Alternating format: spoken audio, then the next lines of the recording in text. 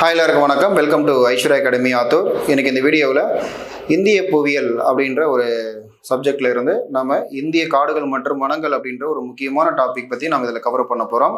So இந்த வீடியோவை skip பண்ணாமல் கடைசி வரைக்கும் பாருங்கள். ஸோ பார்த்தலாம். இதில் பார்த்தீங்கன்னா இந்திய காடுகள் மற்றும் வனங்கள் அப்படின்ற இந்த பகுதியிலிருந்து உங்களுக்கு எத்தனை வகையான காடுகள் அப்படின்னு சொல்லி கேட்கலாம். சரிங்களா? முதல்ல இந்தியாவுடைய காடுகளுடைய வகைகள் பற்றி கேட்கலாம். மொத்தம் 5 வகைகள் இருக்கு. 1 ஐனமண்டல பசுமை மாறா காடுகள், 2 ஐனமண்டல இலையுதிர் காடுகள், 3 ஐனமண்டல வறண்ட காடுகள், 4 இமயமலை காடுகள் அல்லது அல்பைன் காடுகள் அப்படின்னு சொல்லலாம், 5 ஓதக்காடுகள் அல்லது அலையத்தி காடுகள் அப்படின்னு சொல்லலாம். அப்போ இதுதான் இந்தியாவில் இருக்கக்கூடிய காடுகளுடைய வகைகள். ஓகேங்களா? சரி, இதையும் தாண்டி வேற எந்த ஆங்கிள் வந்து கொஷின்ஸ் கேட்கலாம் அப்படின்னு பார்க்கலாம். இதில் பாருங்க, ரைட் சைடில் லெஃப்ட் சைடில் எழுதி வச்சிருப்பேன், வகைகள் கொடுத்துருப்பாங்க. 2வது பார்த்தீங்கன்னா முக்கியமான சில சட்டங்கள், இந்த வனச்சட்டம், வன பாதுகாப்பு சட்டம் அந்த மாதிரிலாம் கொடுத்துருப்பாங்க. சரிங்களா? ஸோ சட்டம் அப்படின்னாவே வனங்களை பாதுகாப்பதற்கும் காட்டில் வாழக்கூடிய சில உயிரினங்களை, அரிய வகை தாவரங்களை பாதுகாப்பதற்கும் இந்த இயற்றப்பட்ட சட்டம் வனச்சட்டம் சொல்லுவாங்க. அதை பற்றிலாம் கொஸ்டின்ஸ் கேட்பாங்க. அடுத்தது முக்கிய காடுகள் மற்றும் மரங்கள். இப்போ ஒவ்வொரு காடுகள் எடுத்துக்கிட்டிங்கன்னா ஒரு சில முக்கியமான கமர்ஷியல் ட்ரீஸ்ன்னு சொல்லுவாங்க. அதாவது வணிக ரீதியாக ஏற்றுமதி செய்யப்படக்கூடிய சில மர வகைகள். அதை பயன்படுத்தி என்ன பண்ணுவாங்க, வாசனை திரவியங்கள், பவுடர், வேறு ஏதாவது விஷயங்கள், அதாவது சந்தன மரங்கள், இது போன்ற மரங்கள்லாம் கேட்பாங்க. எபோனி, ஃபிர் மரங்கள். சரிங்களா? இது போன்ற மரங்கள் பற்றி கேட்கலாம். தென் வனக்கொள்கை. வனக்கொள்கை அப்படின்னா இந்தியன் ஃபாரஸ்ட் பாலிசி என்ன சொல்லுது, நம்மளுடைய இந்தியாவுடைய துணைக்கண்டத்தில் கிட்டத்தட்ட 33% மரங்கள் மற்றும் காடுகள் இருக்க வேண்டும். ஆனால் தற்பொழுது இருப்பது என்னவோ 20-25% பக்கமாக தான் இருக்கு. அப்போ என்ன பண்ணலாம், அந்த கொள்கையின்படி நம்ம அதை ஃபாலோ பண்ணணும் அப்படின்ற மாதிரி கொள்கை ஒன்று சொல்றாங்க. அப்புறம் வேறு பெயர்கள், இந்த 5 காடுகள் இருக்கு இல்லையா, 5 வனங்கள் இருக்கு இல்லையா, இந்த காடுகளுடைய மற்ற பெயர்கள் என்னன்னு கேட்பாங்க. ஒரு உதாரணத்துக்கு பாருங்க, இப்போ ஐனமண்டல பசுமை மாறா காடுகள் கொடுத்துருக்காங்களா. அப்போ ஐனமண்டலம் அப்படின்னு என்ன, ஐனமண்டலம் அப்படின்னா இதுக்கு வேறு பேரு வெப்பமண்டலம் அப்படின்னு சொல்லுவாங்க. என்னங்க, வெப்பமண்டல காடுகள். ஓகே, ஐனமண்டலம் அப்படின்னாலும் வெப்பமண்டலம். அப்போ ஐனன்ற இடத்துல வெப்பம் மாத்திக்கலாம். அப்போ ஐனமண்டல காடுகள், ஐனமண்டல இலையுதிர் காடுகள், ஐனமண்டல வறண்ட காடுகள் இருக்கா. அப்போ வெப்பமண்டல இலையுதிர் காடுகள்னாலும் ஒண்ணுதான், வெப்பமண்டல வறண்ட காடுகள் அப்படின்னாலும் ஒண்ணுதான். அதே போல இமயமலை காடுகள்னால ஒண்ணுதான், அல்பைன் காடுகள் அப்படின்னாலும் ஒண்ணுதான், ஓத காடுகள்னால ஒண்ணுதான், அலையாத்தி காடுகள் அப்படின்னாலும் ஒண்ணுதான். சரிங்களா? இதுக்கு இன்னொரு பேர் இருக்கு, சதுப்பு நில காடுகள் அப்படின்னு சொல்லுவாங்க. சதுப்பு நில காடுகள், இதெல்லாம் பார்த்து வச்சுக்கோங்க. ஓகேங்களா? ரைட். இப்போ இதுல ஐனமண்டல இலையுதிர் காடுகள் கொடுத்துருக்காங்களா. இந்த இலையுதிர் காடுகளுக்கு இன்னொரு பேர் இருக்கு. என்னன்னு பாத்தீங்கன்னா பருவகால காடுகள். பருவகால காடுகள். ஏன், தன்னுடைய பருவத்தில் இலைகளை உதிர்க்கும் காடுகள் இலையுதிர் காடுகள் அல்லது பருவகால காடுகள் அப்படின்னு சொல்லுவாங்க. ஓகேங்களா? ஐனமண்டல வறண்ட காடுகள். வறண்ட காடுகள் அப்படின்னு என்னங்க, மழைப்பொழிவு இல்லாத ஒரு வறட்சியான மேட்டுக்காடு. இதுல பாத்தீங்கன்னா ஆண்டு மழைப்பொழிவு 50 சென்டிமீட்டர் டு 100 சென்டிமீட்டர் மற்றும் 50 சென்டிமீட்டருக்கும் குறைவான பகுதிகளில் இது போன்ற வறண்ட காடுகள் காணப்படும். ஓகேங்களா? அப்ப 50 to 100 சென்டிமீட்டருக்குள்ள இருந்ததுன்னா வறண்ட காடுகள். 50 சென்டிமீட்டருக்கும் குறைவான ஆண்டு மழைப்பொழிவு இருந்துச்சுன்னா அந்த பகுதி பாலைவன காடுகள் அல்லது முட்புதர் காடுகள்னு சொல்லுவாங்க. பாலைவன காடுகள் அல்லது முட்புதர் காடுகள். ஓகேங்களா? அப்போ இந்த மாதிரியான காடுகள்ல என்ன மாதிரியான வகை கொண்ட காடுகள்லாம் காணப்படுகிறது, என்ன மாதிரியான மரங்கள் காணப்படுகிறது, இதை பத்தி நம்ம பார்க்கலாம். ஓகேங்களா? சரி, அடுத்து பார்க்கலாம். இப்போ ஃபர்ஸ்ட் என்னன்னு பாத்தீங்கன்னா ஐனமண்டல பசுமை மாறா காடுகள். ஐனமண்டல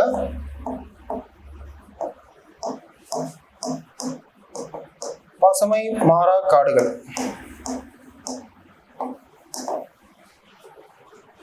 ஃபர்ஸ்ட் இதுல பாத்தீங்கன்னா ஆண்டு மழைப்பொழிவு எப்படி இருக்குன்னா 200 சென்டிமீட்டருக்கும் மேல் இருக்கும், அதிகமா இருக்கும். அதனுடைய ஹியூமிடிட்டி, ஈரப்பதம் எப்படி இருக்கும், ரொம்ப அதிகமா இருக்கும். ஈரப்பதம் கிட்டத்தட்ட ஒரு 70% மேல், 70% மேல் இருக்கும். ஆண்டு வெப்பநிலை எப்படி இருக்குன்னா ரொம்ப ஆவரேஜா பார்க்கும்போது கம்மியா தான் இருக்கும். 22 டிகிரி செல்சியஸ்க்கு உள்ளதா இருக்கும் கீழ். ஓகேங்களா? அப்படி பார்க்கும்போது ஐனமண்டல பசுமை மர காடுகள் எந்த மாதிரியான பகுதிகளில் இது வந்து காணப்படும் அப்படின்னா ஆண்டு மழை பொழிவு 200 சென்டிமீட்டருக்கு மேலே இருக்கணும். ஈரப்பதம் என்பது 70% மேலே இருக்கணும். அதே போல் வெப்பநிலை என்பது 22 டிகிரி செல்சியஸுக்கு கீழே இருக்கணும். அப்படி இருந்துச்சு அப்படின்னா நம்ம பார்க்கக்கூடிய காடுகள் எந்த மாதிரியா இருக்கும்? அயன மண்டல பசுமை மர காடுகள்ல இருக்கும். இது போன்ற காடுகள் வேற எங்கெல்லாம் காணப்படும் அப்படின்னா நம்மளுடைய இந்தியாவை பொறுத்த வரைக்கும் பாருங்க, மேற்கு தொடர்ச்சி மலை, நாகாலாந்து,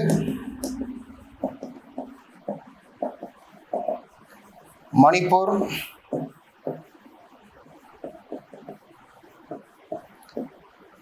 கேரளா, மேற்கு வங்காளம், வேற திரிபுரா,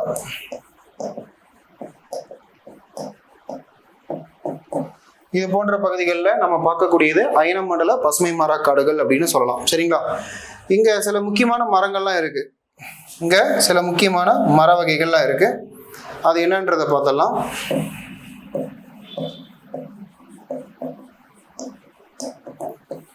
ரொம்ப ஃபேமஸாக பார்த்தீங்கன்னா தென்னை மரம் அதிகமாக இருக்கும். தென்னை மரம், ரப்பர் மரம் அதிகமாக இருக்கும். அடுத்து பார்த்தீங்கன்னா மூங்கில், ரோஸ் மரம்,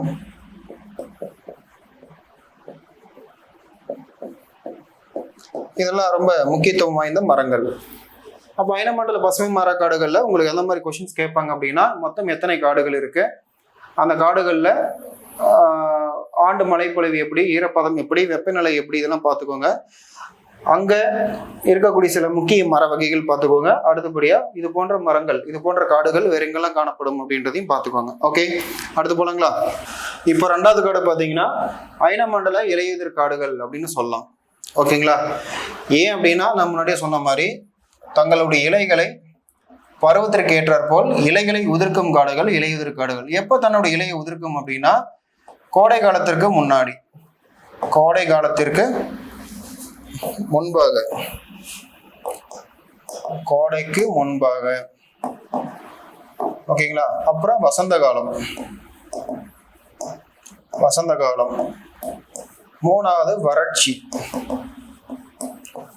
இது போன்ற காரணங்களிலும் மற்றும் காலத்திலும் தங்களுடைய இலைகளை உதிர்க்கும் காடுகள் இலையுதிர் காடுகள் அப்படின்னு சொல்லலாம். அப்போ இந்த காடுகள் பொறுத்த வரைக்கும் ஆண்டு மழைப்பொழிவு 100 to 200 சென்டிமீட்டர் மழைப்பொழிவு இருக்கும். ஈரப்பதம் என்பது 60 முதல் 70% வரை இருக்கும். வெப்பம் என்பது 27 டிகிரி செல்சியஸ் வரைக்கும் இருக்கும். ஓகேங்களா? ஸோ இது போன்ற காடுகள் மற்றும் மரங்கள் எங்கெல்லாம் காணப்படும் அப்படின்னா ஹரியானா, ஆந்திரா, அசாம், பீகார். இங்க காணப்படக்கூடிய சில கமர்ஷியல் மரங்கள், ட்ரீஸ்னா ரோஸ் மரம், சந்தன மரம், மூங்கில், சிசம், இது போன்ற மரங்கள் எல்லாம் அயன மண்டல இலையுதிர் காடுகள்ல நம்மளால பார்க்க முடியும். ஓகேங்களா? ஓகே, அடுத்த காடுகள் பத்தி பார்த்தலாம். அடுத்தது அயன மண்டல வறண்ட காடுகள். இது நம்ம 2ஆ பிரிக்கலாம். எதை வச்சு பிரிக்கலாம்? மழைப்பொழிவின் அடிப்படையில் 2ஆ பிரிச்சு பிடிக்கலாம். ஒன்று பார்த்தீங்கன்னா 50 முதல் 100 சென்டிமீட்டர் மழைப்பொழிவை பெறக்கூடிய பகுதிகள் ஒரு மாதிரியாகவும் 50 சென்டிமீட்டருக்கும் குறைவாக மழை பெறக்கூடிய பகுதிகள் ஒரு மாதிரியாகவும் பிரிக்கலாம். அப்போ 50 முதல் 100 சென்டிமீட்டர் வரைக்கும் பெருஞ்சுது அப்படின்னா அங்கே வறண்ட காடுகள், வெப்பமண்டல அல்லது அயன மண்டல வறண்ட காடுகள் அப்படின்னா 50 சென்டிமீட்டருக்கும் குறைவாக இருக்கக்கூடிய பகுதிகளில் பாலைவன காடுகள் மற்றும் அரை பாலைவன தாவரங்கள் அப்படின்னு சொல்லக்கூடிய பகுதியாகவும் இருக்கும். இந்த பகுதியில் பார்த்தீங்கன்னா எப்படிப்பட்ட மரங்கள் காணப்படும் அப்படின்னா முதல்ல இந்த அயன மண்டல வறண்ட காடுகள் 50 முதல் 100 சென்டிமீட்டர் மழைப்பொழிவை பெறக்கூடிய பகுதிகளில் இலுப்பை, ஆலமரம், பலா, மஞ்சக்கடம், இது போன்ற மரங்களும், இதுவே 50 சென்டிமீட்டருக்கும் குறைவாக இருக்கக்கூடிய மழை பெய்யக்கூடிய பகுதியில் பார்த்தீங்கன்னா பாலைவன காடுகள் மற்றும் மலைப்பான தாவரங்கள் பொறுத்த வரைக்கும் இங்கு கருவேல மரம், மூங்கில், ஆவாரம்பூ, இது போன்ற மரங்கள் காணப்படும். இதில் பாருங்க எங்கெல்லாம் இது போன்ற காடுகள் காணப்படும் அப்படின்னா கிழக்கு ராஜஸ்தான், ஹரியானா, பஞ்சாப், உத்தரப்பிரதேசத்துல மேற்கு பகுதி, மத்திய பிரதேசம், மகாராஷ்டிராவுடைய கிழக்கு பகுதி, தமிழ்நாட்டின் கிழக்கு பகுதி, இது போன்ற பகுதிகளில் இது போன்ற காடுகளை நம்மளால பார்க்க முடியும். ஓகேங்களா?